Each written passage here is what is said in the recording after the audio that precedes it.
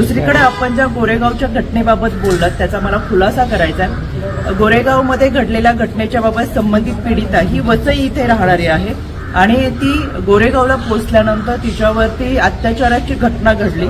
तिच्यावर अत्याचार करणाऱ्या व्यक्तीला तातडीने अटक करण्यात आली। पण याच्या पाठीमागची पार्श्वभूमी अशी आहे की संबंधित पीडिता ही घरातनं आतापर्यंत 20 वेळा निघून गेलेली आहे। ही माहिती तिच्या वडिलांनी स्वतः दिली। घरातनं 20 वेळा निघून गेल्यानंतर तिच्यावरती यापूर्वीही 2दा अत्याचार झाले, त्यांच्यावरती कारवाई केलेली आहे। संबंधित पीडितेवरती मानसोपचार तज्ञांचे उपचार सुद्धा चालू आहेत। यामध्ये ही घटना घडल्यानंतर, या पीडितेवरती घटना घडल्यानंतर वडील रागवतील या भीतीने संबंधित पीडितीने स्वतःच्या गुप्तांगावरतीच ब्लेडने वार करून घेतले आणि त्यामध्ये जे काही वाळूचे खडे आढळले याचा व्हिडिओ सुद्धा समोर आलाय की संबंधित पीडितीने स्वतःच्या बाबत अशी घटना ही करून घेतली होती। त्याच्यामुळे हे दुर्दैव